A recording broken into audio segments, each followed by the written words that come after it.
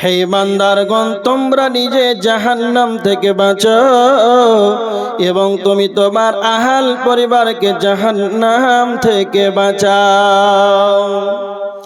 তার মানে যারা ইমানদার হবে তাদের বৈশিষ্ট্য হবে নিজে জাহান্নাম থেকে বাঁচবে আর অপরকে আহাল পরিবারকে যেন আর জাহান্নাম থেকে যেন আহালকে বাঁচাবে।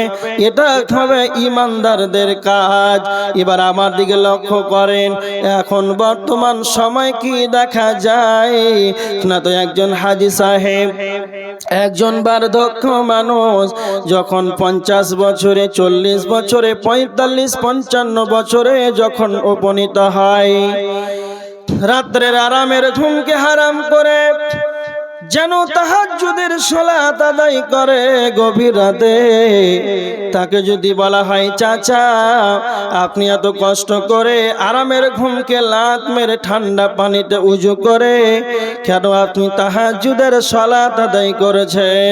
তখন সে বলবে, আমি জাহান্নাম থেকে বাঁচার জন্য জান্নাতের আশায়। তৃতীয় নাম্বার শুনেন, এবার দেখেন ফজরের আজান হয়ে গেল। ফজরের আজান যখন হয়ে গেল তখন ফরজ সালাতের আগেই যেন 2 রাকাত সুন্নাত আদায় করলো। কেন? আল্লাহর নবী বলেছেন ফজরের 2 রাকাত সুন্নাতের কতটা মূল্য রয়েছে। আল্লাহর নবী বলেছেন, রাকাতুল ফজর খায়রুম মিনাদ দুনিয়া, রাকাতুল ফজর খায়রুম মিনাদ দুনিয়া ওয়া মা ফিহা। আসমানের নিচে জমিনের উপরে, আসমানের উপরে, আসমানের নিচে জমিনের উপরে, এক কথায় দুনিয়ার ভিতরে যাবতীয় যা আছে রে সকলের চাইতে মূল্য হলো ফজরের 2 রাকাত আগের সুন্নাতের ততটা মূল্য রয়েছে। তার মানে একজন বার্ধক্য মানুষ সুন্নাত আদায় করলো, তারপরে যখন ফজরের জামাতের সময় হয়ে গেল তখন ফজরের জামাতের সঙ্গে যেন সালাত আদায় করে নিল। এই রকম একজন হাজী সাহেব মানুষ, বার্ধক্য মানুষ তাহাজ্জুদ আদায় করলো, ফজরের সালাত আদায় করলো, কেননা তো জাহান্নাম থেকে বাঁচার জন্য।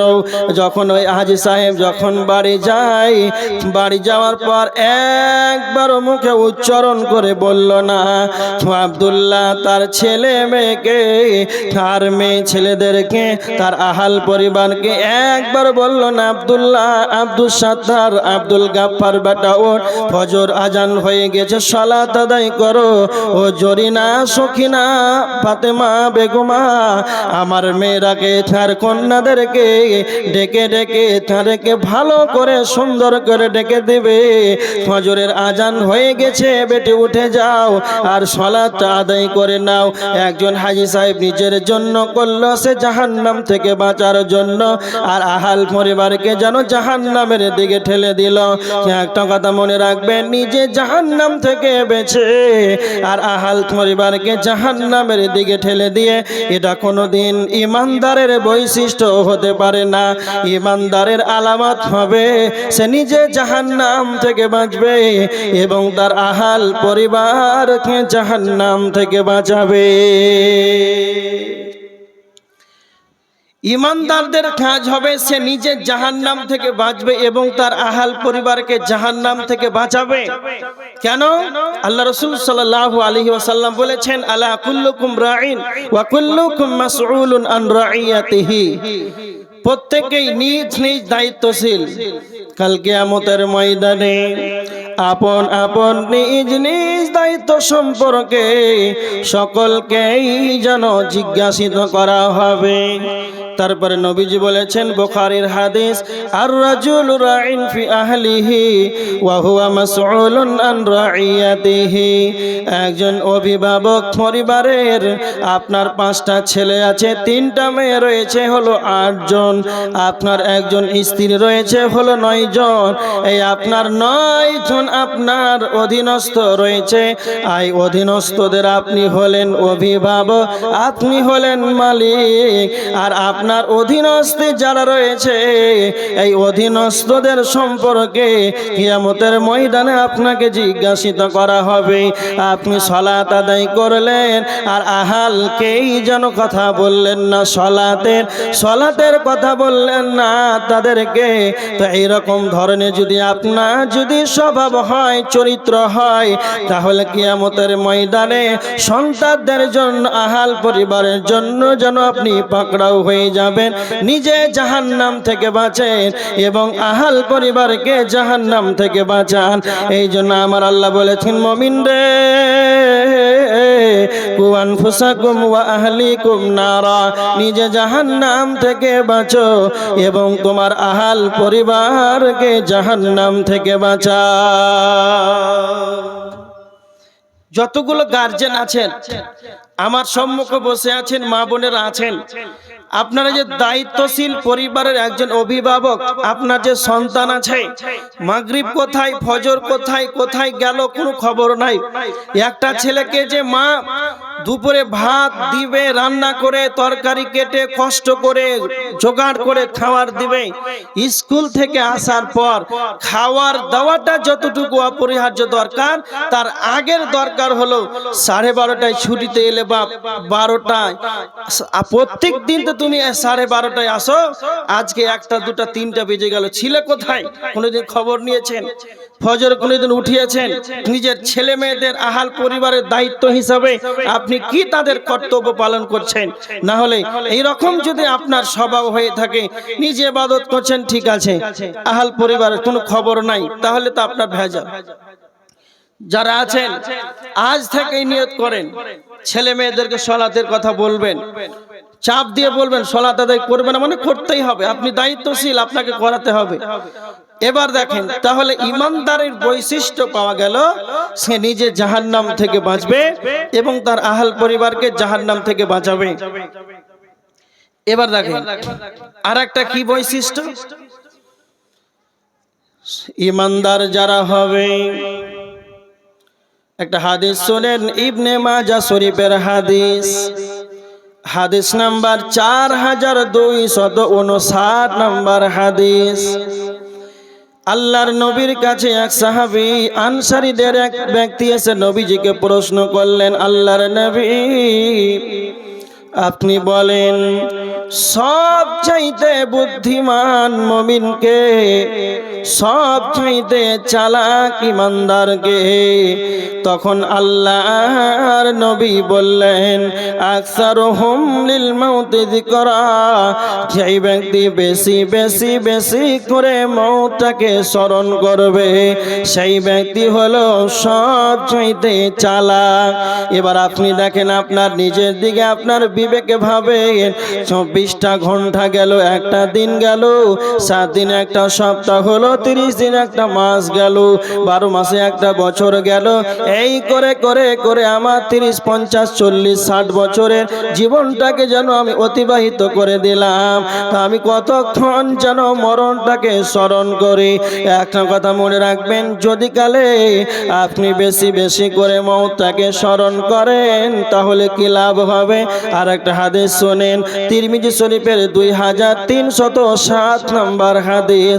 হযরত আবু হুরায়রা রাদিয়াল্লাহু তাআলা আনহু বলেছেন, আল্লাহর নবী বলেছেন, আকসিরু যিকরা, তোমরা বেশি বেশি করে স্মরণ করো, ইয়ানিল মওত, মওতটাকে বেশি বেশি করে স্মরণ করো। কেন কেন আল্লাহর নবী কেন মওতটাকে, মরণটাকে স্মরণ করার জন্য কথা বলেছেন? কি লাভ হবে? মরণকে স্মরণ করে কি লাভ হবে? তো নবীজি হাদিসের শেষ অংশে বলেছেন, হাদিমিল লাযযাত, মরণ এমন একটা বস্তু, মরণ এমন একটা বস্তু রে, যেটা বেশি বেশি স্মরণ করলে পৃথিবীর যতগুলো মজা আছে, ওই জবানির চাকচিক্য, এর যত মজা আছে, দুনিয়ার যত স্বাদ আছে, এক কথায় পৃথিবীর যতটা আকর্ষণ, মজার যেটা স্বাদ আছে, সমস্ত মজাকে, সমস্ত দুনিয়ার স্বাদটাকে ধ্বংস ধ্বংস করে দেয়, সেটাই হলো মত। এই জন্য নবীজি বলেছেন, যখন তোমরা বেশি বেশি করে মরণটাকে স্মরণ করবে রে, তখন তোমাদের দুনিয়া ভালো লাগবে না। যখনই তোমাদের দুনিয়া ভালো লাগবে না, তখন তোমাদের ইবাদত খেলেও মনোযোগী হবে, ইবাদত করতে ভালো লাগবে। যখন তোমার ভিতরে সর্বদা মওতটা যখন ঢুকে যাবে, আমাকে মরতে হবে, এইভাবে আমি যেন একদিন কবরে যেন চলে যাব। হযরত উমরকে, হাদিসটি তিরমিজি শরীফের হাদিস 3333 নম্বর হাদিস। হযরত উমরকে আল্লাহর নবী বলেছিলেন, উমর ওয়াউদ্দা নাফসাকা ফি আহলিল কবর, তুমি সর্বদা নিজেকে জানো কবরবাসী ভেবে নাও। দ্বিতীয় নাম্বার নবীজি বলেন, উমর সকাল হবে তো সন্ধ্যার আশা করবে না, সন্ধ্যা হলে সকালের আশা করবে না। উমর তুমি ভালো করে মনে রেখে দাও, সকাল হবে তো সন্ধ্যার আশা করবে না। এবার দেখেন, আপনি যদি সর্বদা মওতকে নিয়ে টেনশন করেন, চিন্তা ভাবনা করে, এইভাবে যদি আপনি জীবনটাকে অতিবাহিত করেন, তাহলে পৃথিবীর যতগুলো স্বাদ আছে সমস্ত স্বাদটাকে ধ্বংস করে দেয়, সেটাই হলো মত। তখন আপনাকে যেন পৃথিবী আর ভালো লাগবে না। একটা এবার দেখেন, হারিস বিন মালিককে নবীজি বলছেন, হারিস বিন মালিক তুমি বলো তোমার সকাল বেলাটা কিভাবে কেটেছে। হারিস বিন মালিক নিজেকে প্রকৃত মুমিন হিসাবে দাবি করেছে। তখন আল্লাহর নবী হযরত হারিস বিন মালিককে বলছেন, হারিস বিন মালিক তুমি বলে দাও, তুমি যে নিজেকে প্রকৃত পক্ষে ইমানদার দাবি করো, এর পিছনে হাকিকাত কি আছে, এর পিছনে সত্যতা কি লুকিয়ে আছে, তুমি বলে দাও, তুমি কেন নিজেকে প্রকৃত মুমিন দাবি করেছো। তখন হারিস বিন মালিক বললেন তিনটা কথা। তখন নবীজিকে বললেন, এক নাম্বার হলো আল্লাহর নবী, এক নাম্বার হলো আমাকে দুনিয়া ভালো লাগে না, দুনিয়ার চাকরি কোন সিজ্জবানির স্বাদ যেন আমাকে ভালো লাগে না। দুই নাম্বার হলো আমি বেশি বেশি করে আমি রাত্রিতে ইবাদত করি, সারাটা রাতের মধ্যে আমার ইবাদতের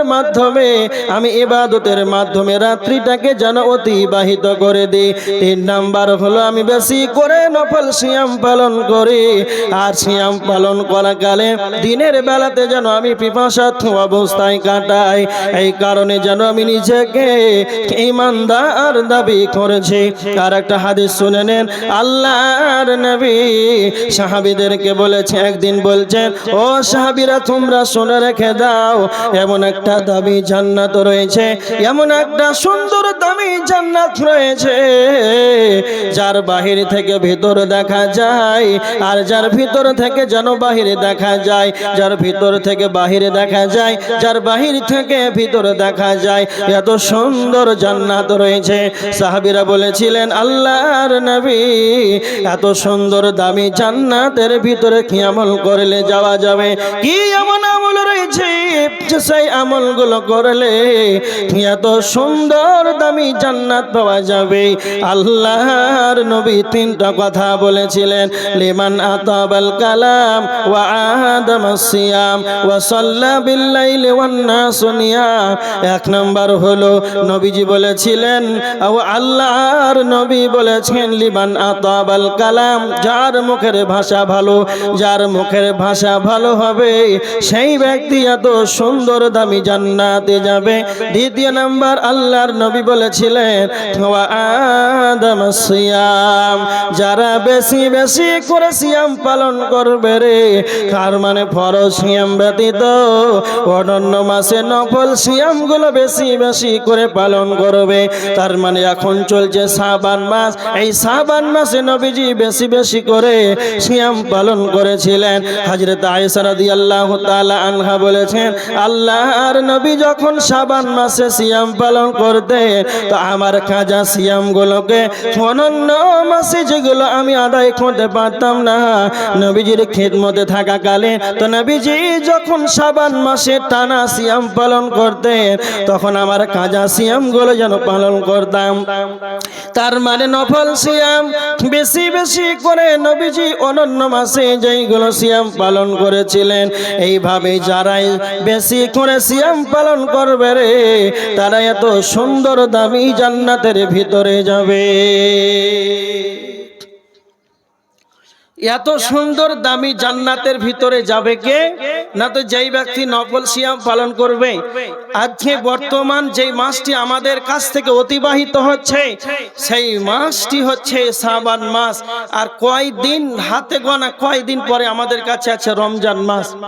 তো এই শাবান মাসে আল্লাহ রসুল বেশি সিয়াম পালন করতেন, শাওয়াল মাসে 6টি সিয়াম পালন করতেন।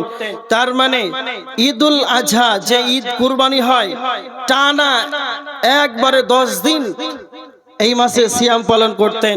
তাহলে প্রত্যেকটা মাসে আল্লাহ রসুল সাল্লাল্লাহু আলাইহি সাল্লাম 3টা সিয়াম পালন করতেন। তারপরে আছে সাপ্তাহিক, আল্লাহ রসুল সাল্লাল্লাহু আলাইহি সাল্লাম সোমবার বৃহস্পতিবারের দিন সিয়াম পালন করতেন।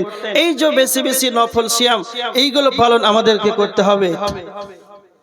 এবার দেখেন 3 নাম্বার আল্লাহ নবী বলেছিলেন সাহাবীরা, 3 নাম্বার হলো ওয়াসাল্লা বিল্লাইলি ওয়ান নাসু নিয়াম। যেই ব্যক্তি বেশি বেশি করে রাত্রি বেলাতে যেন ইবাদত করবে, ওয়ান নাসু নিয়াম মানুষ যখন ঘুমিয়ে যাবে। আপনাদের পাকুড় জেলাতে সবাই যেন ঘুমিয়ে গিয়েছে, আর এই গ্রামের একটা মানুষ যেন গভীর রাতে যেন তাহাজ্জুদের সালাত আদায় করছে। তার মানে সারা গ্রামবাসী যেন একবারে নিরিবিলি হয়ে আছে, কেউ যেন জেগে নাই। এইরকম সময় যেন আল্লাহ যখন সপ্তম আসমান ভেদ করে প্রথম আসমানে নেমে আসেন, আল্লাহ যখন প্রথম আসমানে নেমে আসেন সেই সময় যেন তাহাজ্জুদের সালাত আদায় করেছেন। এটাই নবীজি বলেছেন, যারা রাত্রে বেশি বেশি করে যারা রাত্রে সালাত আদায় করবে মানুষ যখন ঘুমিয়ে যাবে, তার মানে ঈমানদার যারা হবে এরা সারা রাত যেন ঘুমাতে পারে না, এরা সারা রাত যেন ঘুমাতে পারে না। কেন কেন কেন? আমার আল্লাহ সূরা জারিয়াতের মুমিনের 2টি গুণাগুণ যেন বর্ণনা করেছেন। 17-18 নম্বর আয়াত আল্লাহ বলেছেন, কানু কলিলাম মিনাল লাইলি মা ইয়াহজাউন। যারা ঈমানদার হবে এরা যেন সারা রাত যেন ঘুমাতে পারে না। ওয়াবিল আসহারি হুম ইস্তাগফিরুন। রাত্রির শেষে যেন এরা রাত্রের শেষ রাত্রিতে এরা উঠে যাবে, আর এরা শেষ রাত্রিতে উঠে যেন এরা ইস্তিগফার করবে, আল্লাহর কাছে ক্ষমা চাইবে।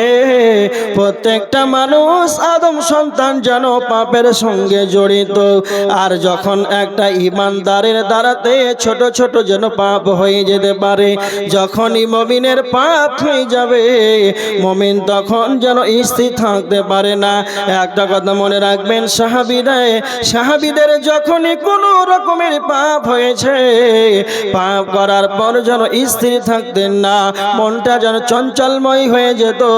আল্লাহর নবীর কাছে এসে বলতো, আল্লাহর নবী আপনি বলেন আমি আমার দ্বারাতে এমন গুনাহ হয়ে গিয়েছে, কি করলে আমি ক্ষমা পাবো, কি করলে আমাকেই যেন আল্লাহ মাফ করে দেবে। একজন মহিলা নবীজির কাছে এসে বলছেন, ইয়া রাসূলুল্লাহ, আল্লাহর নবী আমি এমন একটা গুনাহ করে ফেলেছি, সেই গুনার কারণে যেন আমার পেটে সন্তান এসেছে, আমাকে পবিত্র করুন। তার মানে যখনই সাহাবীরা যখন তাদের দ্বারাতে যখন গুনাহ হয়ে গিয়েছে, এই গুনাহের কারণে এই গুনার কারণে তারা ক্ষমা চাওয়ার জন্য সব সময় প্রস্তুত ছিলেন, কি করে ক্ষমা পাবো। তার মানে যারা দুনিয়ার বুকে এমন সাহাবী রয়েছে যারা দুনিয়ার বুকে জান্নাতের সার্টিফিকেট পেয়েছিল, তারপরেও রাত জেগে জেগে ইবাদত করত।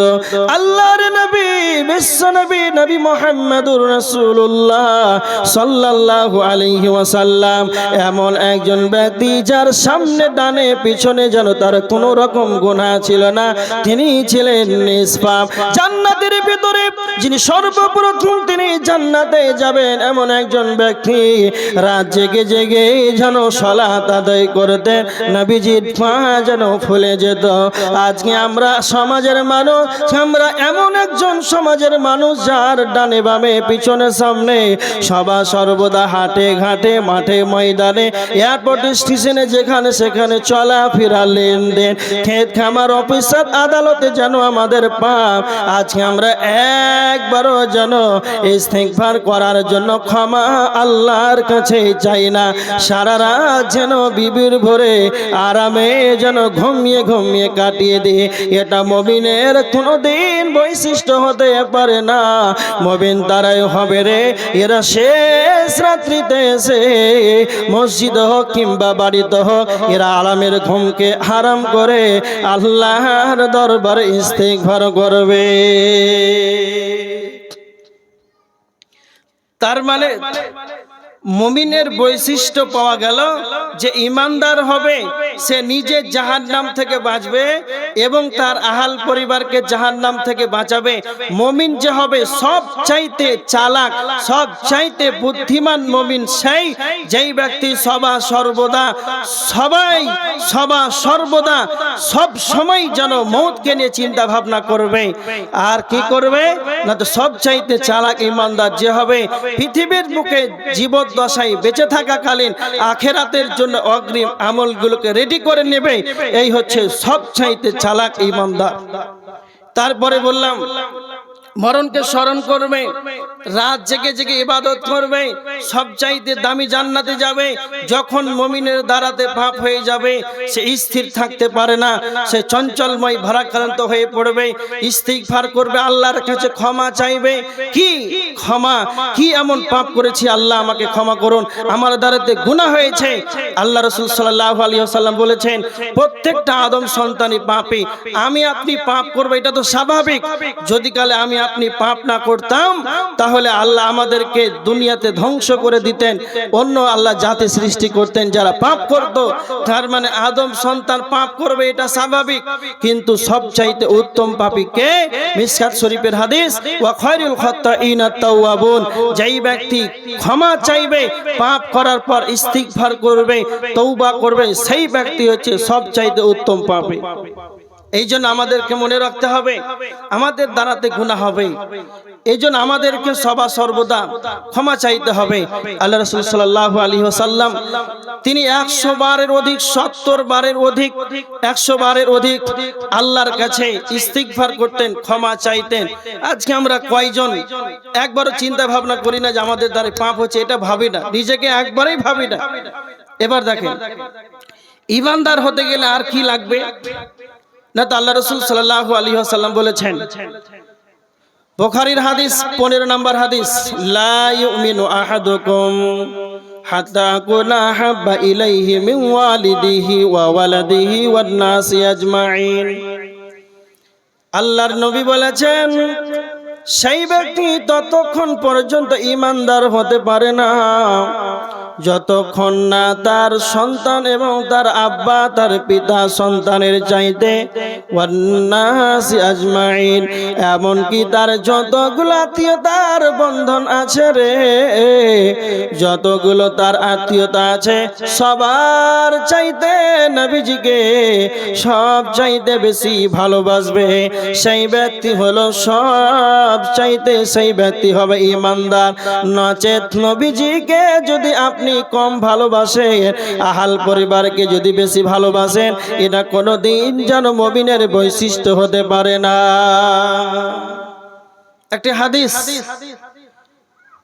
বুখারী শরীফের হাদিস 6632 নম্বর হাদিস, হযরত উমর রাদিয়াল্লাহু তাআলা আনহু আর কয়েকজন সাহাবী আছেন। হযরত উমর বলছেন, আল্লাহর নবী আপনাকে আমি অনেক ভালোবাসি, খুব ভালোবাসি, কিন্তু আমার জান থেকে বেশি নয়। তখন আল্লাহ রাসূল বলেছিলেন, উমর ততক্ষণ পর্যন্ত সেই ব্যক্তি ঈমানদার হতে পারে না যেই ব্যক্তি এমনকি তার যতগুলো আত্মীয়তার বন্ধন আছে এবং তার নিজের জান চাইতে নবীজিকে না বেশি ভালোবাসবে, সেই ব্যক্তি ততক্ষণ পর্যন্ত পাকা ঈমানদার হতে পারে না। সঙ্গে সঙ্গে হযরত ওমর রাদিয়াল্লাহু তাআলা আনহু বলেছিলেন, আল্লাহর নবী, আপনাকে আমি আমার জানের চাইতে প্রাণের চাইতে বেশি ভালোবাসি। তখন আল্লাহর নবী বলেছিলেন, ওমর, এখন তুমি পাকা ঈমানদার হতে পারলে। তার মানে আল্লাহ রাসূল সাল্লাল্লাহু আলাইহি ওয়াসাল্লামকে সবচাইতে বেশি ভালোবাসতে হবে। আমরা কতটা নবীজির প্রেমিক, আমরা কতটা নবীজিকে নিয়ে ভালোবাসি। তিনটা কথা বলছি, ভালো করে শুনে নেন। তার মানে নবীজির ভালোবাসা হবে, তার মানে নবীজিকে নিয়ে যদি কেউ কটূক্তি করে, ব্যঙ্গ করে, তাহলে যেন আপনি জিহাদে বেরিয়ে যাবেন, তখন আপনার আরামে ঘুম হবে না। এটাই হলো নবীজির প্রেমিক। ফ্রান্সের মাটিতে কিছুদিন হলো ফ্রান্সের মাটিতে নবীজিকে নিয়ে ব্যঙ্গ করা হলো।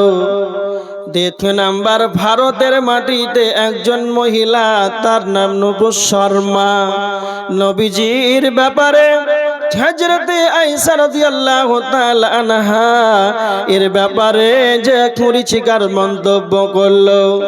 এটাই শুধু শেষ নয়, কিছুদিন হলো বাংলাদেশের মাটিতে বেঈমান নাস্তিক আসাদ নূর আল্লাহর নবীর ব্যাপারে যে মিথ্যাচরণ করলো, তার মানে ভারতবর্ষ নয়, মুসলিম কান্ট্রি যেটা বাংলাদেশ, আর বাংলাদেশের মতন জায়গাতে, বাংলাদেশের মতন মাটিতে, সেই জায়গাতে ও রাসূলকে নিয়ে অপমান করা হলো। তারপরে যেন আমাদের রক্তটা যেন ব্যাঙের রক্তের মতন ঠান্ডা হয়ে আছে।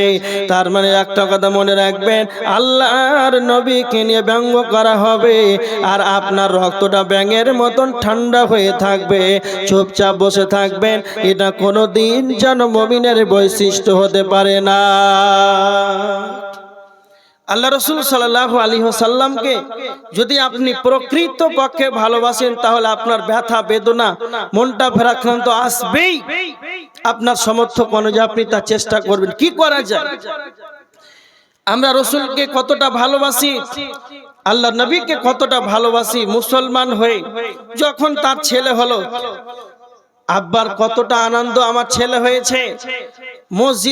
মসজিদে গিয়ে ইমাম সাহেবকে বলছে, ইমাম সাহেব, ফজরের পর শুক্রবারের দিন আমার সন্তান হলো, ছেলে হয়েছে, খুব ভালো কথা। শুক্রবারের দিন হলো, ফজরের পর হলো, জুমার দিন হলো, সুবহানাল্লাহ, খুব খুশি। গিয়ে বলছে, আমার ছেলের একটা নাম দেখে দেন, ভালো নাম। ইমাম সাহেব বলছেন, সবচাইতে ভালো নাম আল্লাহ পছন্দ করেন আব্দুর রহমান, আব্দুল্লাহ, এইগুলো নাম রাখলো। কি না, তো আব্দুল্লাহ, আব্দুর রহমান। আর যখন 17-18 বছর হলো, দাড়ি গজালো, তখন এই বান্দা, আল্লাহর বান্দা আব্দুল্লাহ, আব্দুর রহমান, তখন সেলুনে নাপিতের ঘরে গিয়ে রসুলের এই সুন্নাত দাড়িটাকে জবাই করে নাপিতের পায়ে তলে ফেলে দিল। ভালো করে কথাটা বুঝেন। সারাদিন একবারে খোঁচাখুচি, একবারে পায়ে জুতার তলে আপনি রসুলের সেই দাড়িটাকে কাটতে বাধ্য করালেন, সে কাটলো। সারাদিন জুতা দিয়ে পা দিয়ে খোঁচলো, তারপরে ঝাড়ু দিয়ে বস্তায় ভরে পাকুড়তে যেই জায়গাটা নর্দমা, ড্রেন, পচা জায়গা, দুর্গন্ধময় জায়গা, সেই জায়গাতে ফেলে দিল। মুসলমান, মুসলিম হোক আর হিন্দু হোক আর অমুসলিমরাই হোক, সেখানে গিয়ে দাঁড়িয়ে দাঁড়িয়ে পেশাব করছে। তুমি কতটা রাসূলের প্রেমিক, নবীকে কতটা তুমি ভালোবাসো, তুমি কতটা তোমার নবী দরদ রয়েছে, তোমার রাসূলের এই সুন্নাত দাড়িটাকে জবাই করে মানুষকে পেশাব করতে বাধ্য করালে। এই জন্য আল্লাহ রাসূল বলেছেন, ফামান রাগিবান সুন্নতি ফালাইসা মিন্নি, যে আমার সুন্নাতকে প্রত্যাখ্যান করে, যে আমার সুন্নাতকে ছেড়ে দেয়, সেই ব্যক্তি আমার দলভুক্ত নয়। আপনার নাম, আপনার আব্বা কত সুন্দর করে আব্দুর রহমান, আব্দুল্লাহ রাখলো, খুব ভালো কথা।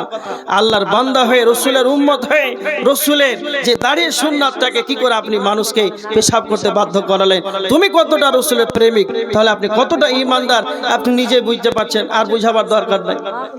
কতটা আপনি যে ঈমানদার হতে পেরেছেন আপনি নিজেই বুঝতে পারছেন। খুব ভালো করে শুনুন। এবার দেখেন, যদি কালে আপনি জাহান্নাম থেকে বাঁচতে পারেন, আহালকে বাঁচাতে পারেন, মওতটাকে বেশি স্মরণ করতে পারেন, যদি কালে রসুল যা বলেছেন নিয়ম নীতি অনুসারে, কোরআন যা বলেছেন, হাদিস যা বলেছেন, সেই দিকে যদি আপনি পূর্ণাঙ্গভাবে মানেন, যদি কালে আপনি পূর্ণাঙ্গ ঈমানদার হতে পারেন, তাহলে যে আপনার কতটা ইজ্জত, আপনার যে কতটা সম্মান, এটা আপনি জানেন।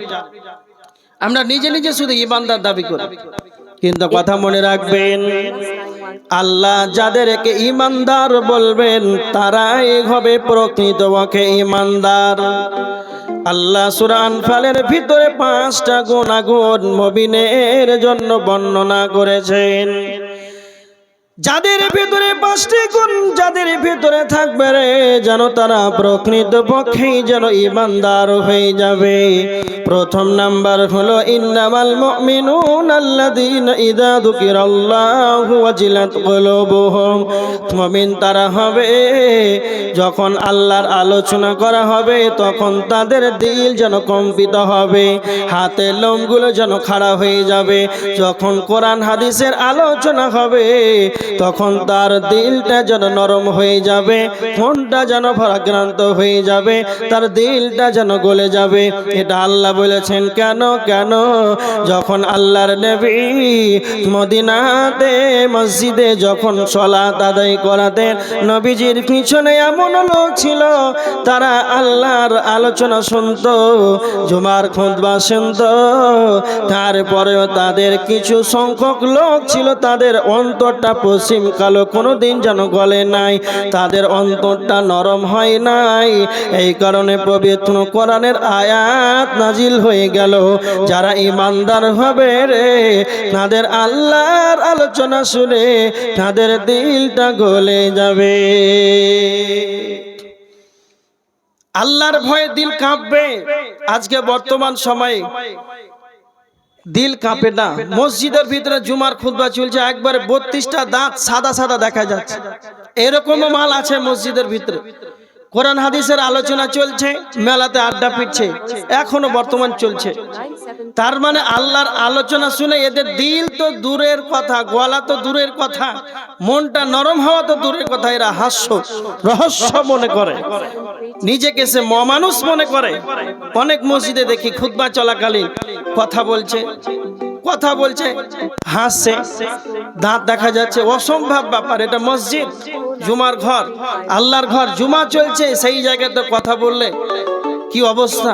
গাধার সমতুল্য সে, মানুষ নয়, অমানুষ। তো যেই ব্যক্তি চালাক হবে, যারা ঈমানদার হবে, তারা আল্লাহর আলোচনা শুনে তার মনটা ভারাক্রান্ত হয়ে যাবে, দিল কাঁপবে।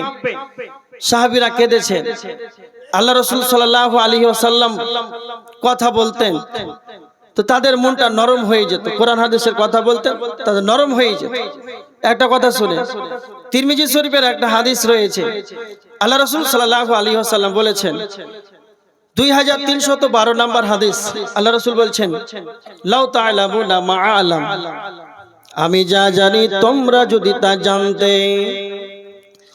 আমি যা জানি তোমরা যদি তা জানতে, লাযাহিকতুম কালিলান ওয়া লাবাকাইতুম কাসীরা, লাযাহিকতুম কালিলান ওয়া লাবাকাইতুম কাসীরা।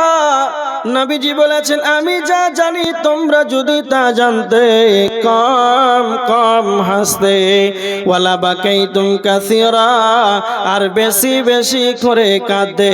তারপরে আল্লাহর নবী বলেছিলেন যে আমি যা জানি তোমরা যদি তা জানতে, তাহলে তোমরা বাড়ি থেকে বেরিয়ে যেতে, আর তোমাদের ঘরে যেই স্ত্রী রমণ সুন্দরী মেয়ে রয়েছে, নিজের স্ত্রী বেগমাকে যেন তোমাদের ভালো লাগতো না, আর রাস্তায় যেন তোমরা বেরিয়ে যেতে, আর আল্লাহর জিকির করতে, আল্লাহর সুপারিশ তোমরা চাইতে।